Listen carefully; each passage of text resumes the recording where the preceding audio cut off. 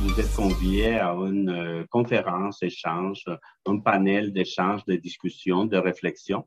Et tout d'abord, je tiens à remercier nos panélistes, donc Madame Pascale Chanou, Monsieur Patrick Fougerola, Monsieur Daniel Jean, Monsieur Ernesto Morales, ainsi que Monsieur Philippe André Tessier. Au nom de Memo Québec, de son conseil d'administration, merci beaucoup d'avoir accepté à vous joindre à nous et de participer à cette rencontre-là. Cette rencontre-là qui se tient dans le cadre des Journées québécoises des lésions médulaires et aussi du 75e des moelle épinière et motricité Québec, vise avant tout à qu'ensemble on puisse réfléchir, qu'on puisse regarder qu'est-ce que ça a été fait pour ce qui est pour tout ce qui concerne l'accès, si vous voulez, l'accessibilité aux soins de santé, l'accessibilité également en termes architecturaux et l'accessibilité à l'emploi. Alors, c'est comme trois morceaux et puis vous voyez la qualité des conférenciers que nous avons. Je pense qu'on est en très bon main pour cet échange et cette discussion-là. Sachez que, évidemment, souvent, ces activités-là, les JQLM et les 75e, se tiennent avec le support financier de plusieurs partenaires, donc le ministère de la Santé et des Services sociaux, mais également des partenaires privés comme Sekinova, Coloplast, également TVR, Adaptation et également Hollister.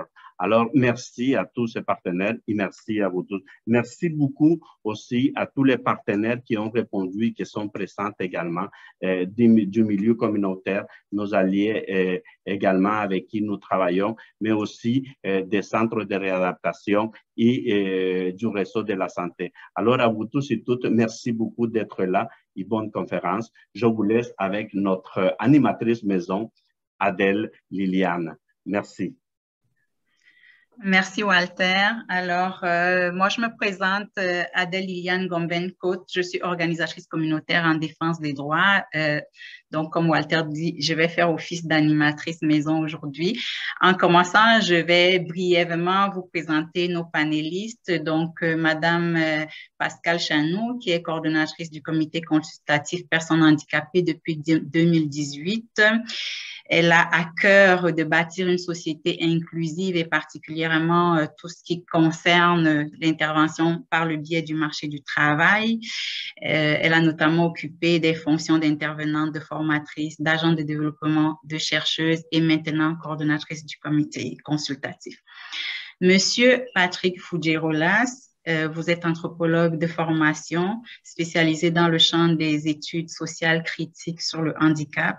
Vous êtes fondateur et directeur scientifique du réseau international sur le processus de production du handicap, RIPPH, chercheur au Centre interdisciplinaire de recherche en réadaptation et intégration sociale, le CIRIS. Voilà. Après cela, nous avons évidemment Monsieur Daniel Jean.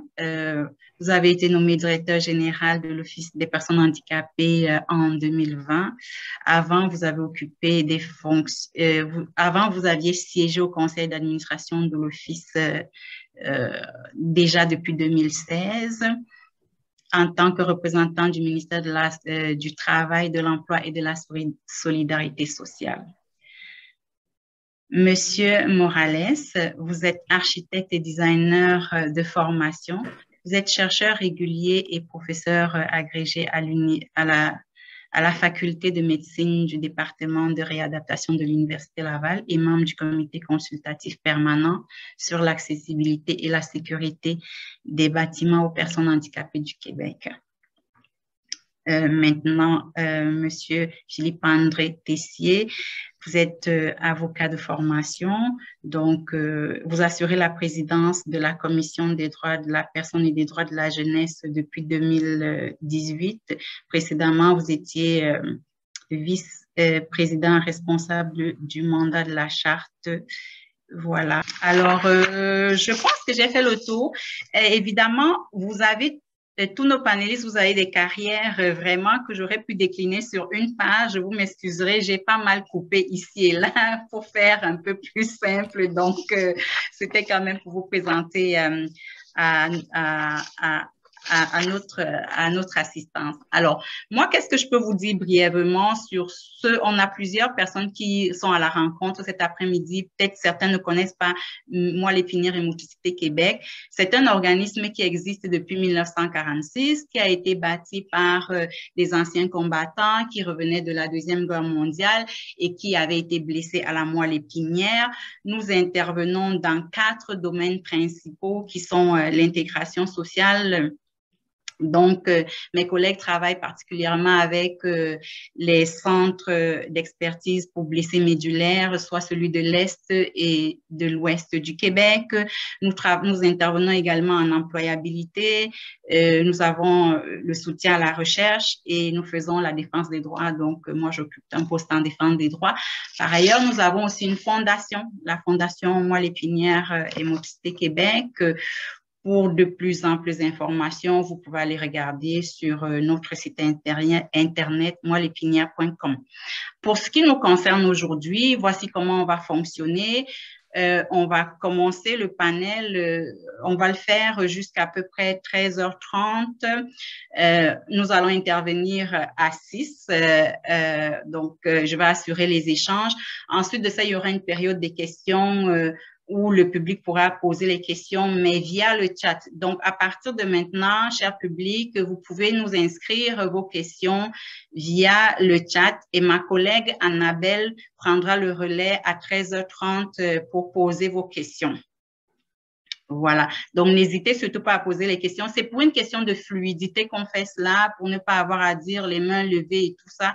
Donc, voilà, si tout cela vous convient, si je n'ai rien oublié, on va partir.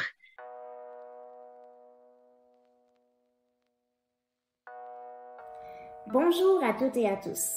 Cette année, Moi l'épinière et Motricité Québec célèbre son 75e anniversaire.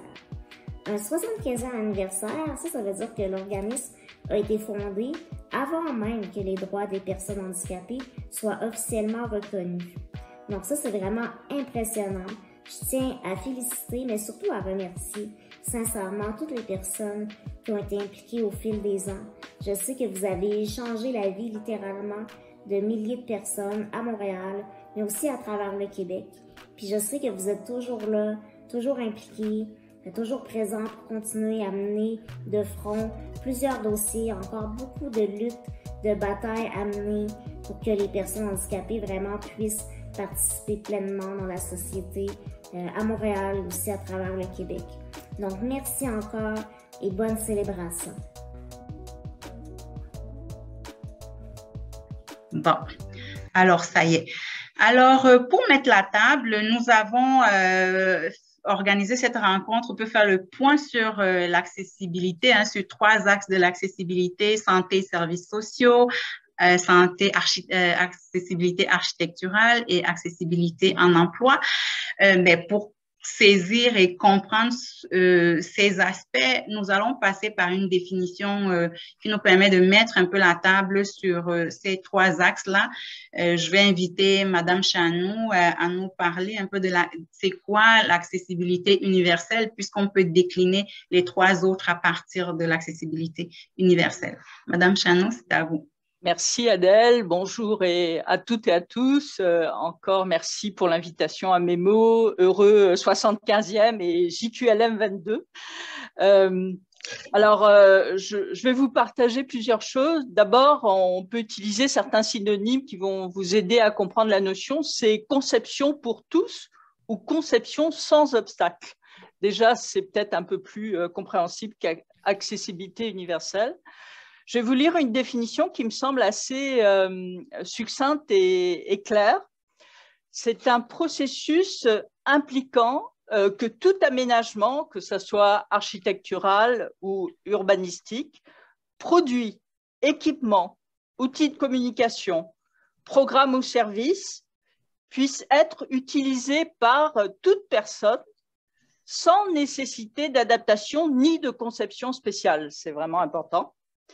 Et ce, bien sûr, quel que soit son sexe, son âge, sa situation, ses capacités, etc.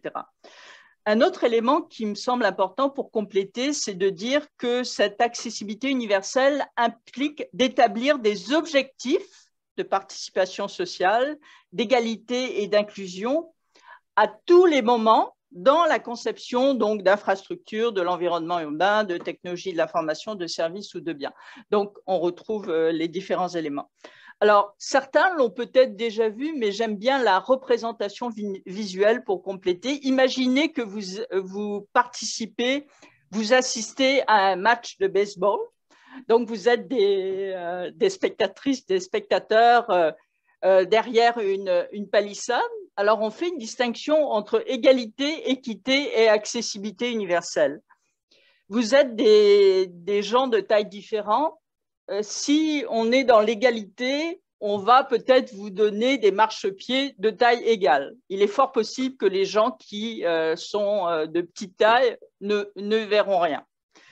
Si on est dans l'équité, on va vous donner des marchepieds de taille variable en fonction de votre taille. Et là, tout le monde va voir. Donc là, c'est l'équité.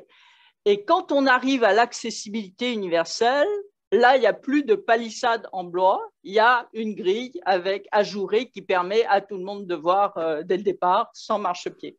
Donc, c'est juste une manière de le visualiser. Pour terminer, en emploi, la question que moi, je vais davantage traiter dans ce webinaire, évidemment, l'accessibilité en emploi se joue à 3 niveaux. Au niveau micro, c'est le poste de travail. Au niveau méso, pour reprendre le PPH, MDH, PPH, c'est l'entreprise. Et au niveau macro, c'est le marché du travail. Il est clair que le CCPH intervient plus à un niveau macro. Et quand vous recevrez mon diaporama en lien avec cette activité, vous trouverez que j'ai questionné la question de l'accessibilité universelle justement autour des services, programmes, mesures d'emploi. Donc, les SPE, les services, programmes, mesures d'emploi. Voilà.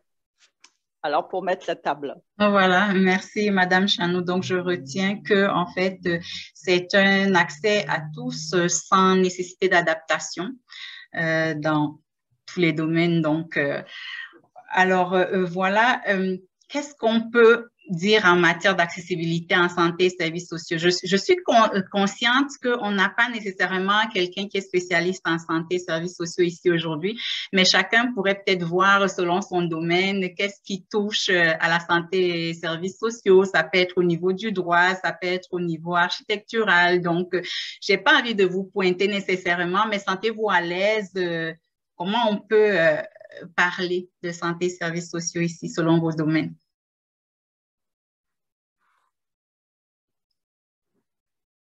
Alors, je pense qu'effectivement, le fait qu'on n'a pas… Oui, vous pouvez y aller. Je ne voulais pas vraiment mettre quelqu'un mal à l'aise. Allez-y, Monsieur Jean. Au niveau du travail qu'on fait au niveau de l'Office, et on s'intéresse particulièrement, on sait que l'Office, d'une part, c'est un organisme qui touche tous les ministères et organismes gouvernementaux. Notre rôle, c'est d'appuyer ces ministères-là et organismes gouvernementaux à donner un accès une approche inclusive puis un accès à tout le monde. Et on travaille avec ces ministères-là pour justement essayer d'assurer la fluidité entre les programmes puis d'assurer la simplicité.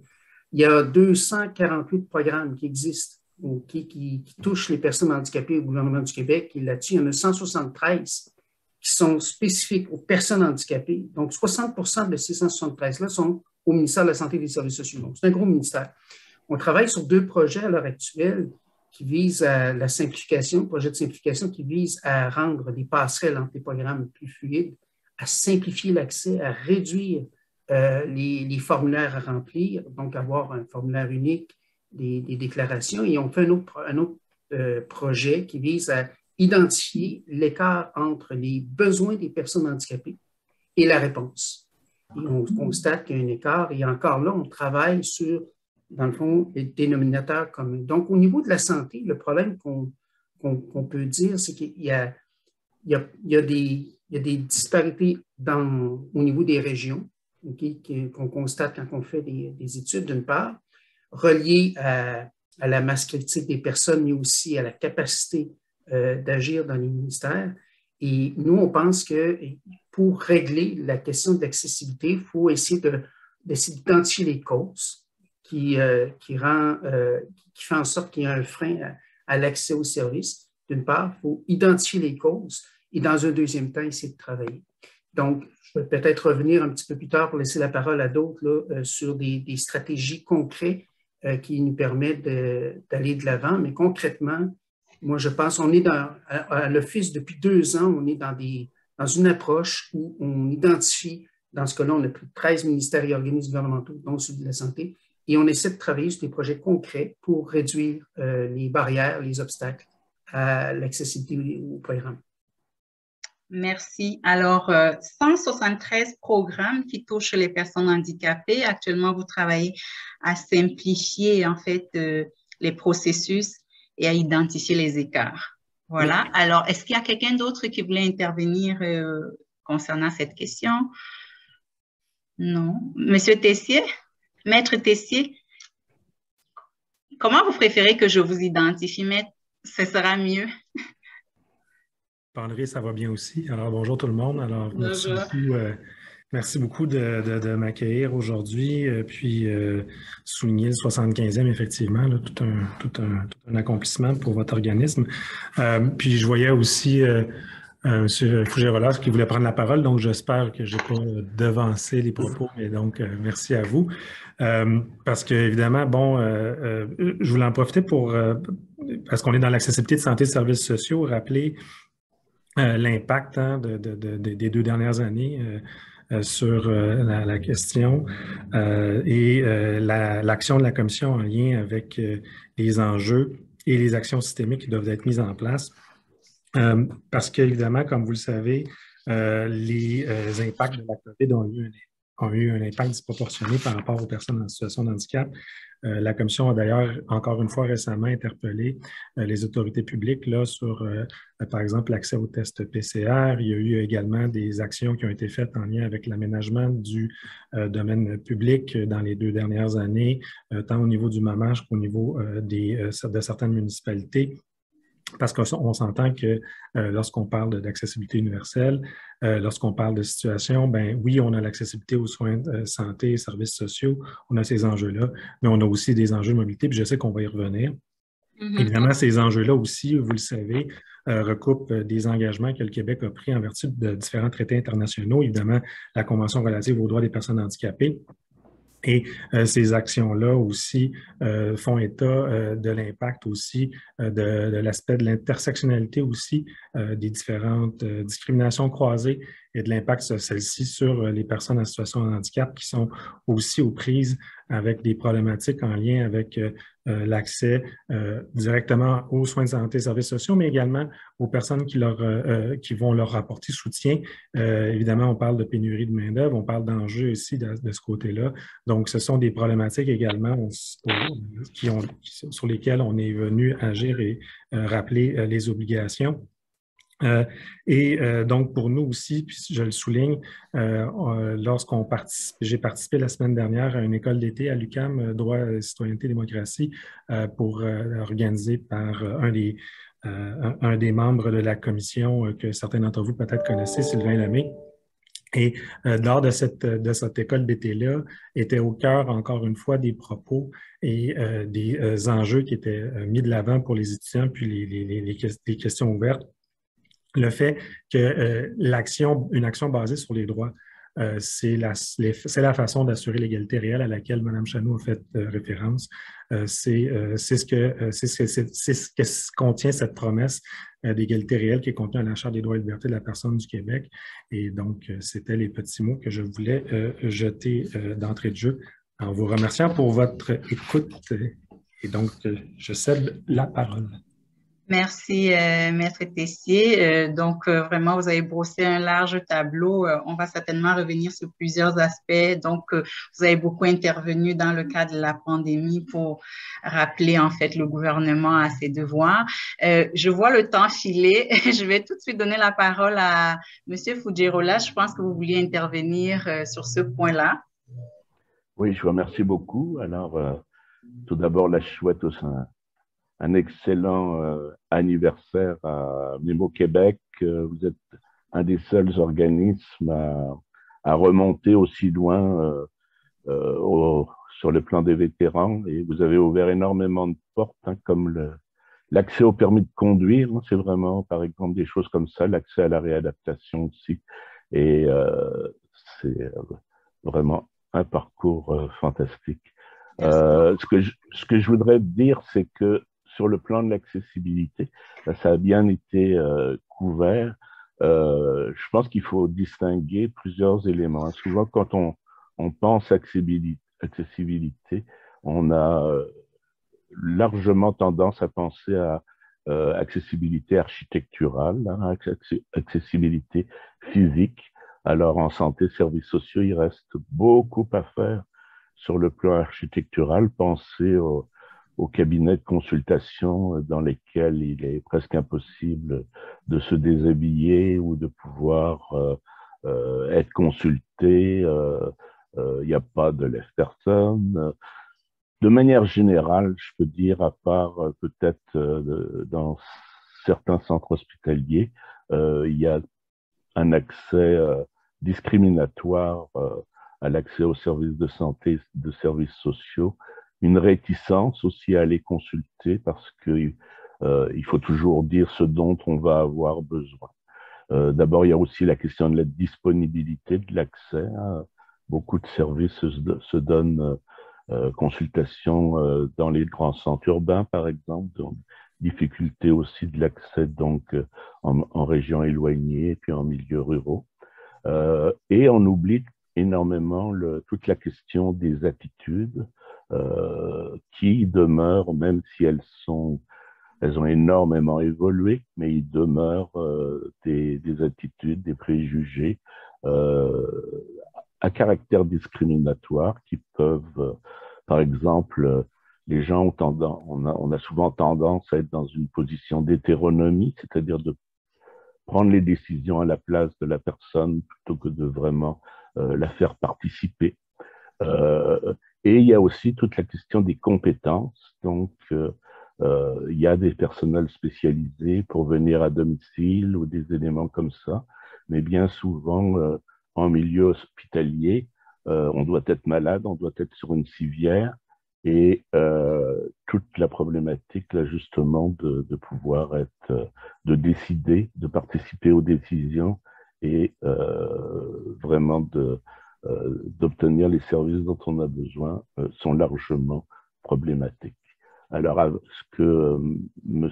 Tessier a dit, c'était la pandémie. La pandémie nous a montré à quel point nos droits sont fragiles et à quel point on peut être invisibilisé, cette fois-ci particulièrement par les personnes âgées qui ont été au-devant de toutes les tribunes, autant au niveau de nos autorités que des médias. Et je dois dire que entre le début de la pandémie et sans doute le début de l'été, on n'a pas parlé des personnes en situation de handicap. Et elles ont été pas mal laissées à elles-mêmes. Ouais, et voilà. Donc, l'accessibilité, c'est un horizon vers lequel il faut avancer. L'accessibilité universelle, c'est un horizon qui bouge avec nous parce que tout change, mais c'est aussi très fragile et on peut reculer sur le plan des droits. Voilà. Alors, merci, Monsieur Fujirola. Vous avez brossé un énorme tableau, effectivement. Ce qu'on note, vous l'avez complètement ressorti, autant nous-mêmes dans notre travail quotidien que dans la littérature. On le voit qu'au niveau de l'accès sur le plan physique dans un hôpital, ce n'est jamais évident pour notre clientèle. La littérature le dit, les gens sur l'ensemble du territoire nous le disent. Mais alors, qu'est-ce qu'on fait? Qu'est-ce qu'on fait concrètement pour s'assurer que toute personne handicapée physique ou peu importe le handicap qui se retrouve à l'hôpital va être reçue et avoir les mêmes services que moi qui suis sur mes deux jambes, qui suis bipède? Qu'est-ce qu'on fait à ce moment-là? Je ne parle même pas du cas, non seulement ça, qu'est-ce qu'on fait pour ces personnes, mais on a aussi les femmes qui sont doublement discriminées parce qu'on sait que les femmes handicapées ont, pour plusieurs, en fait, si ce n'est pas la majorité, n'iront tout simplement pas faire un examen gynécologique ou un examen, par exemple, du cancer du sein. Or, on parle déjà ici d'une population qui est très vulnérable et qui se retrouve encore à se vulnérabiliser davantage parce qu'elle n'a pas accès, les tables d'examen ne sont pas adaptées pour ces personnes. Qu'est-ce qu'on fait? Qu'est-ce qu'on fait concrètement pour ne pas mettre une partie de la population encore davantage en marge de la société? Peut-on améliorer cette situation-là, que ce soit pour les femmes? Qu'est-ce qu'on peut faire? Monsieur Morales, est-ce que vous pouvez nous dire quelque chose là-dessus? Votre micro est fermé. Voilà. Encore une fois, il faut que je remercie énormément pour cette opportunité. Je vais le faire vite parce que tout le monde a déjà dit. Merci infiniment pour c'est un honneur d'être parmi vous. En termes pour essayer de répondre à la question, la question c'est super complexe, mais si on peut essayer de réduire un peu à deux aspects fondamentaux, pour moi, comment est-ce qu'on peut changer les choses? Un, avec une volonté politique et deux, avec une sensibilisation. Je pense, et quand je parle de sensibilisation, c'est aussi, je parle d'éducation. Beaucoup de préjugés, beaucoup de problèmes d'intersectionnalité qu'on vit aujourd'hui, c'est fait malheureusement à cause d'une ignorance. Je pense que les institutions devraient vraiment prendre la responsabilité de sensibiliser ses employés, surtout en santé, pour justement parler des compétences que Patrick a mentionnées, mais aussi les attitudes qu'on peut trouver dans les environnements. Et si en plus on ajoute une volonté politique, ça se peut qu'on peut avoir des bonnes installations d'infrastructures pour que les gens puissent y aller et accéder à un meilleur service de qualité. Alors, à date, on n'a pas parlé de la qualité, on n'a pas parlé juste de l'accès. Mais bon, j'imagine qu'on va parler plus tard. Voilà. OK. Voilà. Alors, merci.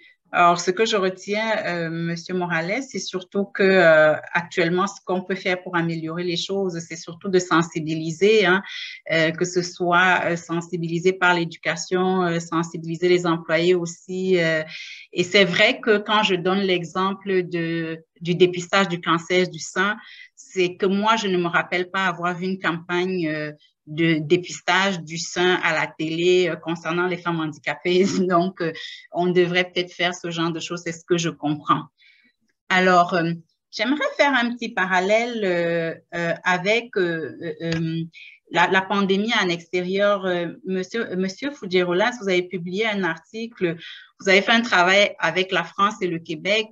Qu'est-ce que vous pouvez nous dire un peu sur ce qu'on a vu en France, ce qu'on a vu ici? Est-ce que c'est similaire? Donc, quel est l'impact de l'accès des soins de santé pour les personnes en situation de handicap, en fait, par rapport à ce qu'on a vécu durant la pandémie? Le micro? Généralement, je dirais que c'est effectivement similaire. Je pense qu'un élément qui est extrêmement important quand on aborde les questions d'accessibilité ou d'accès inclusif, c'est la question de l'écoute et de la participation des personnes concernées.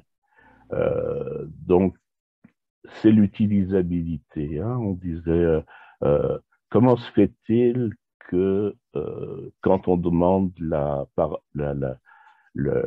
participation des personnes concernées, on ait tendance à le faire une fois que les projets sont terminés et qu'il n'y a pas véritablement de gouvernance participative de la mise en accès. Hein.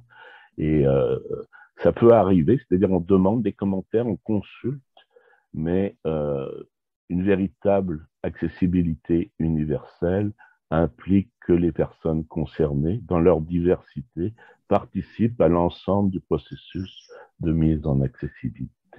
Alors ça, j'insisterai énormément là-dessus.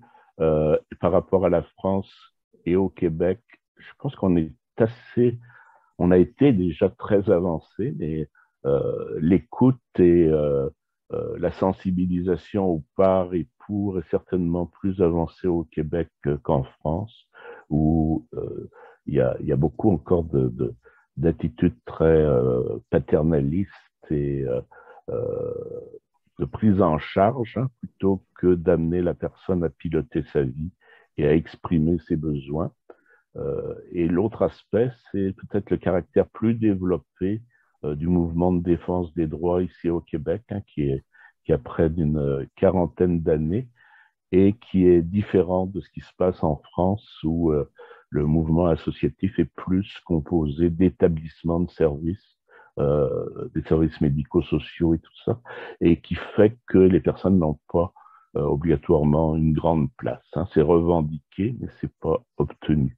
Alors l'élément majeur, je dirais, c'est de passer de faire à la place d'eux, d'avoir des attitudes d'hétéronomie, plutôt que d'aller vers l'autodétermination, l'autonomie de vie et le choix des personnes d'être soutenues et de comment elles sont soutenues et par qui. Donc, tout projet inclusif demande une participation à la gouvernance de ce projet. Merci. Oui, Monsieur Jean. Je n'ai pas trouvé la fonction, c'est que j'ai été dans le présentiel. Mais dans les faits, ce qui m'apparaît assez important, puis ce que dit Patrick me rappelle quelque chose le constat qu'on est en train de faire dans nos travaux. Moi, ce que je dis, c'est qu'il faut nommer les problèmes. Il ne faut pas les mettre sur le tapis.